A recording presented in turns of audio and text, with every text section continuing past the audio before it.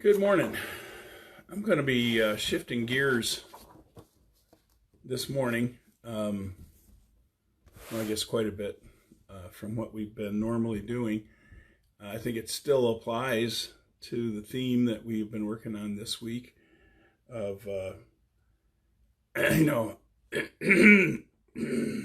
sorry, that God can change lives.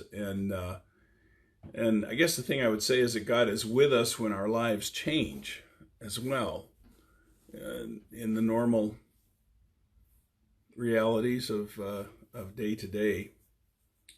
At any rate, I would ask for continued prayers for Linda Vandermark's family. Linda died last night, not late. She was Linda, and she went in the, I think, as I understood, in the 6 o'clock range, and that's not a typical time frame. So often it's the middle of the night, and she, I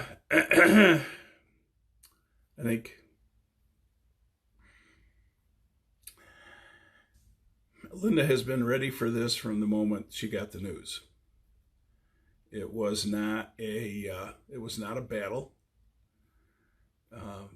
She determined very quickly that what is going to happen will happen. I'm in God's hands, and I am completely comfortable with that. And I never saw a variation on that from beginning to end. We were there yesterday afternoon, Kathy and I, and things were obviously going downhill. And so we're thankful for the moments that we've had. And again, ask you to pray for Ed and the kids. I had a meeting last night, and I got home a little bit later than normal, and went to bed early. I was beat, and I woke up at midnight, and I really, God put something on my mind. I think it was God. If that's up to you to determine, I guess. And I got up and went downstairs and wrote something up, and I'm going to read that for you today, in lieu of the standard devotional. And I titled it "In Honor of Linda," and in some ways it's reflecting the change in my own life as I look ahead, and Kathy and I are, as most of you are aware, looking ahead to retirement in June, and the changes of life that is obviously going to bring. And so that was a part of it, but also seeing Linda making the transition with such Christian integrity, that really inspired me, tremendously in my own heart. Anyway, so I got up and went downstairs and wrote this sort of a story in honor of Linda. And by way of scripture, I would recall the time during the Last Supper, or following the Last Supper, when Jesus was talking to his disciples, and he said, I am going away, and I'm going to prepare a place for you, that where I am, you may be also. And I think that's the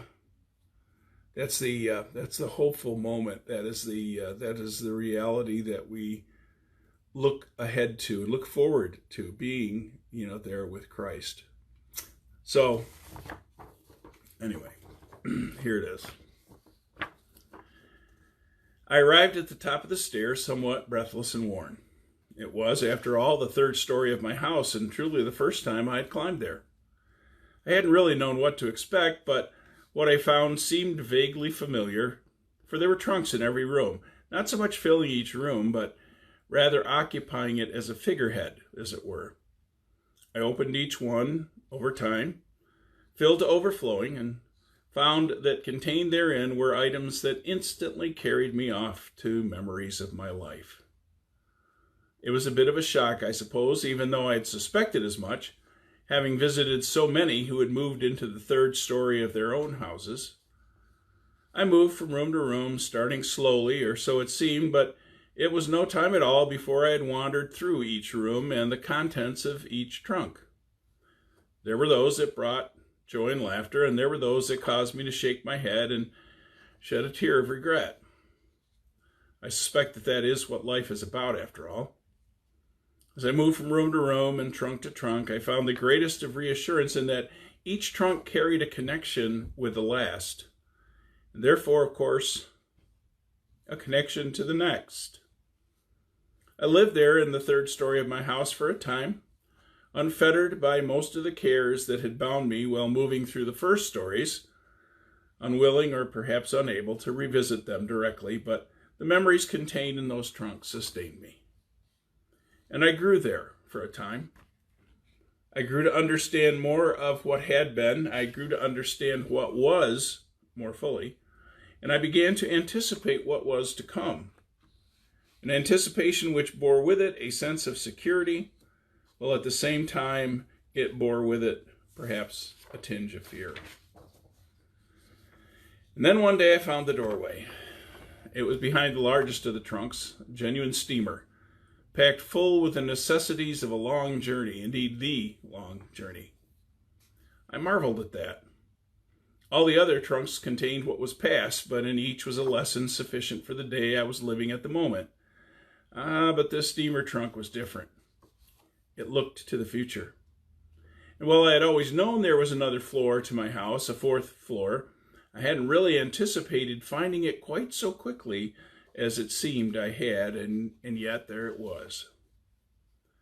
I thought about it a bit, as long as I could, really.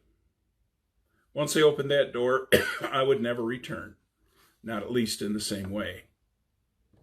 I thought about the first floor of my house. I had run all the way through that, eager to get to the second floor, able with ease to climb that first set of stairs with treads named birth, accountability, driver's license, and graduation, sometimes advancing 2 treads at a step.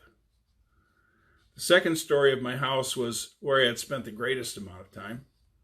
I'd slowed down progressively while traveling those floors, no longer running except in short bursts, eventually moving very purposefully and with effort.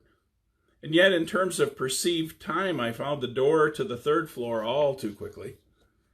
Blessedly, the contents of the trunks on the third floor had proven that I had lived there on the second floor, and the continuity of those contents spoke clearly of a relationship and a purpose, a friend.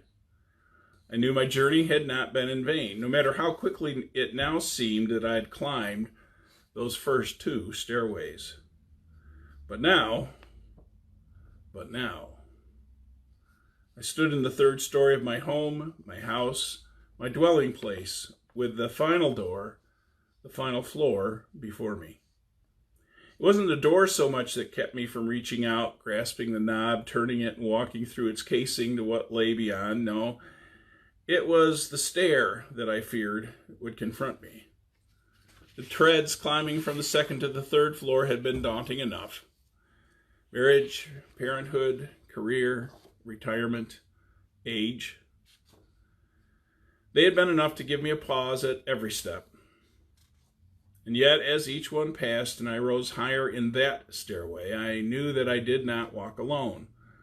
And when my knees grew a bit weaker and made noises as I pressed them into service, there was a hand to help me along the way, reaching out, always reaching out to draw me on. Oh, but this final door.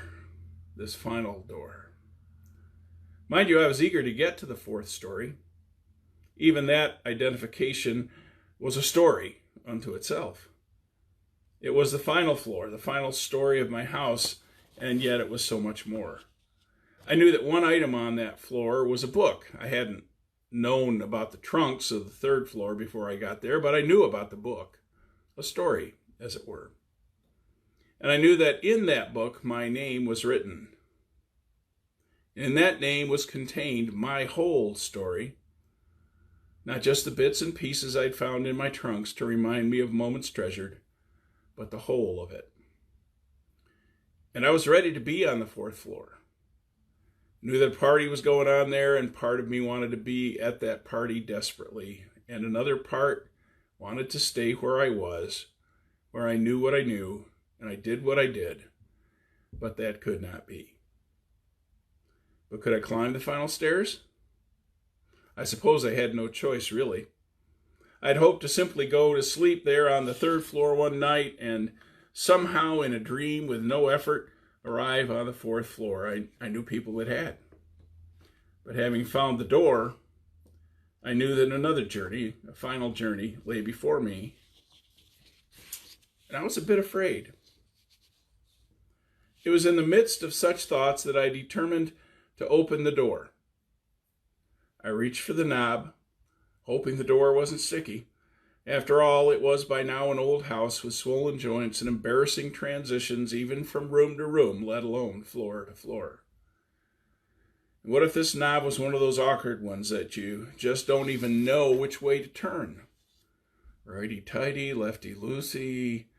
No, it was time to quit stalling and open the door, and at least get a look at the stairway I must finally climb.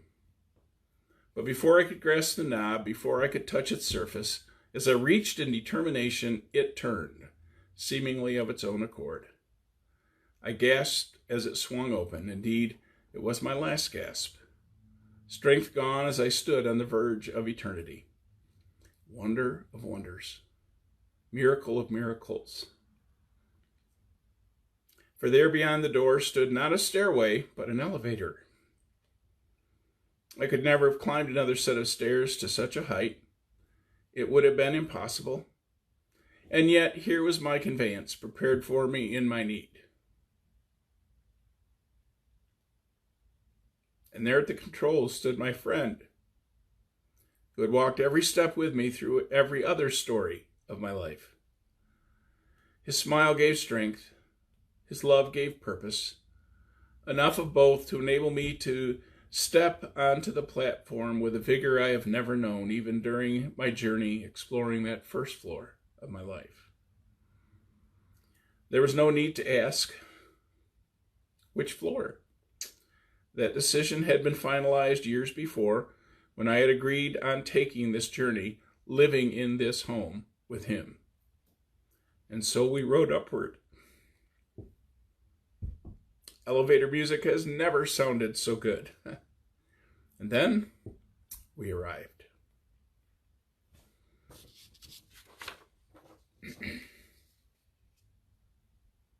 I think we set examples in our lives for other people. Sometimes we don't even know it. Sometimes we strive harder because we know we are setting an example. But the best of reactions are the ones that come from our hearts. And the reaction I saw in Linda clearly reflected that her heart was at peace. And she knew who was running the elevator.